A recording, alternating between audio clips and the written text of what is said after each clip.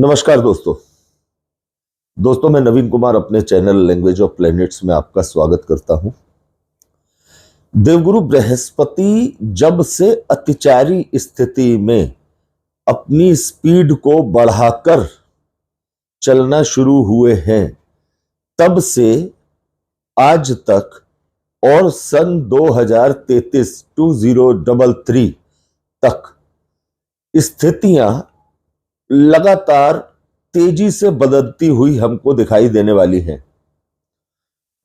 लगभग पिछले 8-10 महीने में जो हमने अपने आसपास अचानक होने वाले बदलाव महसूस किए हैं, चाहे वो प्राकृतिक तौर पर हो, चाहे वो सामाजिक तौर पर हो या आर्थिक तौर पर हो, और अधिकतर देखने को यह मिला है कि कुछ स्थितियों को यदि छोड़ भी दिया जाए तो ज्यादातर में नुकसान ही देखने को मिला है।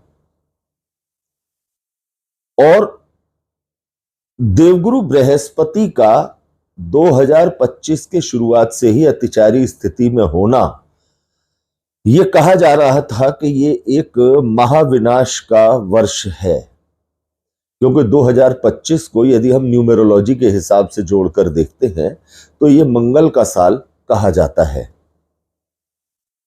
पिछले काफी दिनों से मंगल और केतु की युति अर्थात एक प्रकार से अंगारक योग या विस्फोटक योग यहां पर बना हुआ है। कोई भी नाम दे दीजिए, कुल मिलाकर यह योग मानव जाति के लिए अच्छा नहीं है। मंगल और केतु दोनों ही उग्र ग्रह और गर्म ऊर्जा देने वाले ग्रह हैं, गर्म ग्रह हैं। जैसे जैसे ये दोनों ग्रह एक दूसरे के करीब आते जा रहे हैं अंशों में, वैसे वैसे आपको प्रकृति में परिवर्तन देखने को मिल रहे हैं। अभी तक तो केवल यह देखने को मिल रहा था कि जगह जगह पर देशों के बीच में लड़ाइयां चल रही थी। अभी तक यह देखने को मिल रहा था कि हथियारों की होड़ चल रही थी। अभी तक कभी हम सुनते थे कि इजराइल और ईरान के बीच में युद्ध हो गया, भारत और पाकिस्तान के बीच में युद्ध हो गया, यूक्रेन और रशिया का तो चल ही रहा है।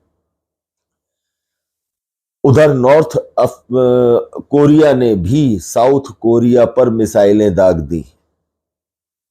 हमारे लिए यह केवल एक खबर हो सकती है सोशल मीडिया पर या प्रिंट मीडिया पर मिलने वाली, लेकिन जिन लोगों के साथ वो हालात एट प्रेजेंट में वहां पर गुजर रहे हैं, कितनी बड़ी तादाद में लोगों की मृत्यु वहां पर हो रही है, इसका जमीनी तौर पर अंदाजा नहीं लगाया जा सकता।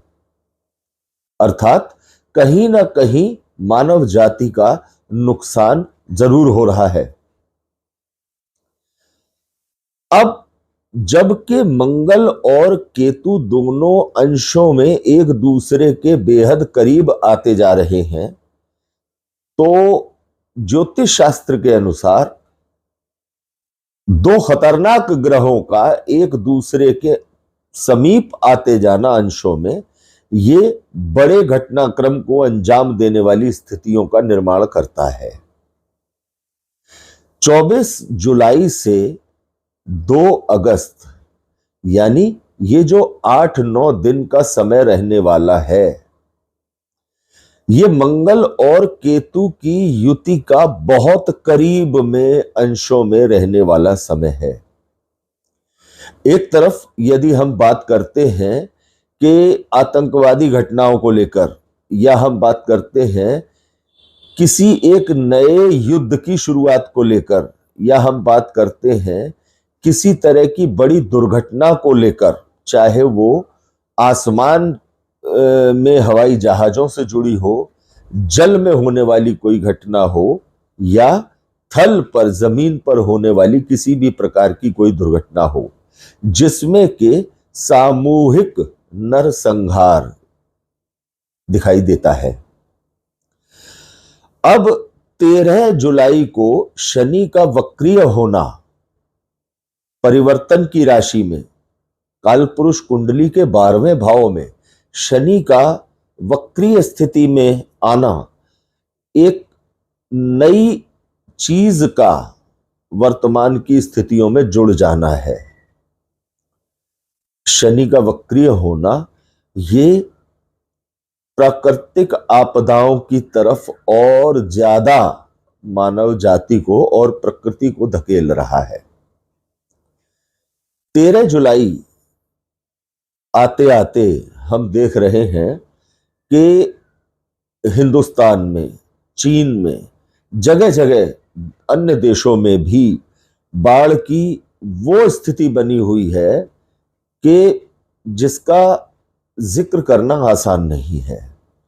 इसमें जान माल का कितने बड़े स्तर पर नुकसान हो रहा है, इसका अंदाजा हम अपने घर बैठकर नहीं लगा सकते। एक तरह से विनाश लीला जल के माध्यम से भी शुरू हो चुकी है। अब जब 24 जुलाई को मंगल केतु बहुत नजदीक के अंशों में होंगे और दूसरी तरफ शनि वक्रीय स्थिति में होंगे, देवगुरु बृहस्पति मिथुन राशि में अतिचारी स्थिति में होंगे, तो स्थितियां बेहद संवेदनशीलता की तरफ इशारा करती हैं। 24 जुलाई से लेकर के 2 अगस्त के बीच में किसी बड़े भूकंप की संभावना से इनकार नहीं किया जा सकता। किसी बड़े तूफान की संभावना से इनकार नहीं किया जा सकता।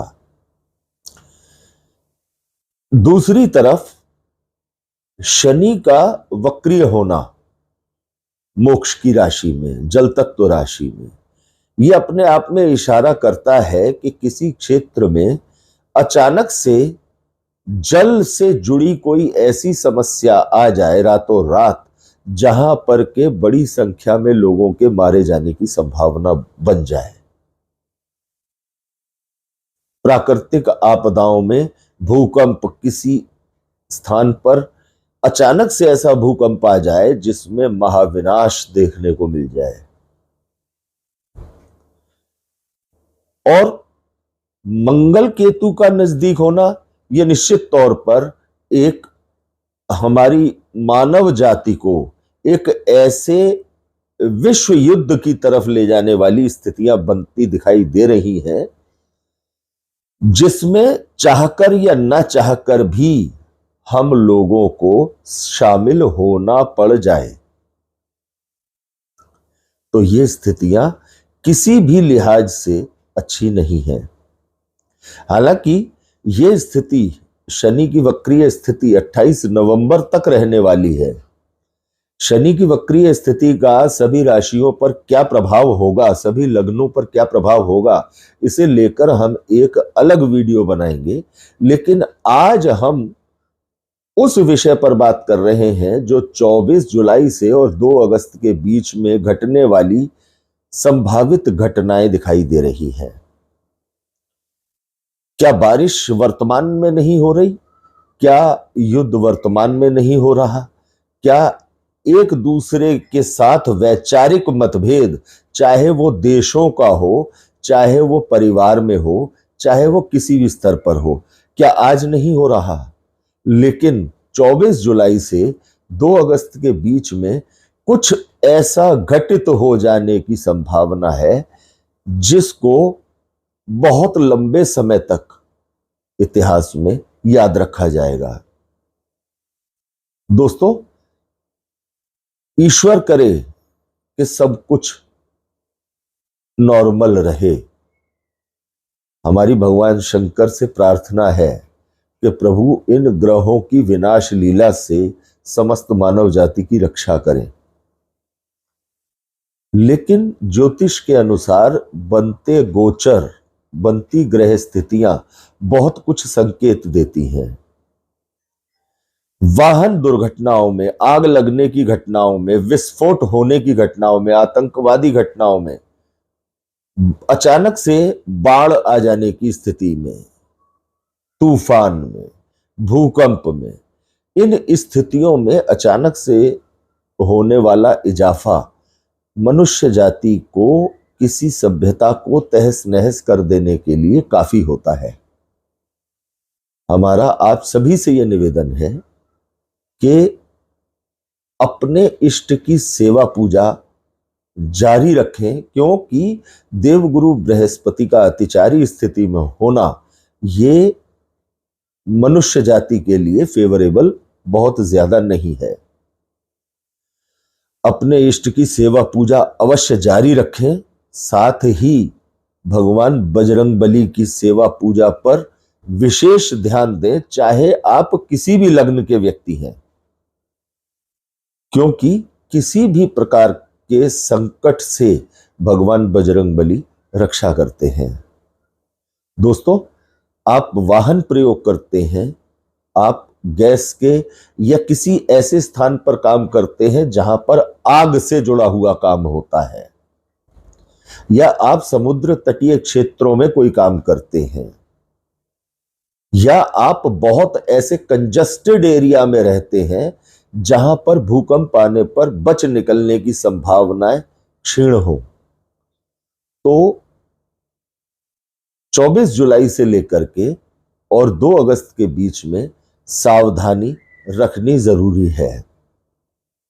और कोशिश करें हमारी इस छोटी सी वीडियो को ज्यादा से ज्यादा लोगों के साथ शेयर करें। अगर किसी एक भी व्यक्ति के काम ये जानकारी आ जाती है तो ये हमारे चैनल की सफलता ही मानी जाएगी। हम किसी भी प्रकार की भविष्यवाणियां करने में कोई विश्वास नहीं रखते, क्योंकि सब कुछ महादेव के हाथ में है। हम केवल बदलते हुए गोचर से एक पूर्वानुमान ही लगा सकते हैं। भगवान शंकर सभी पर कृपा करें, हमारी यही प्रार्थना है। अगले वीडियो में आपके सामने उपस्थित होंगे एक नए विषय, एक नई जानकारी के साथ। धन्यवाद दोस्तों।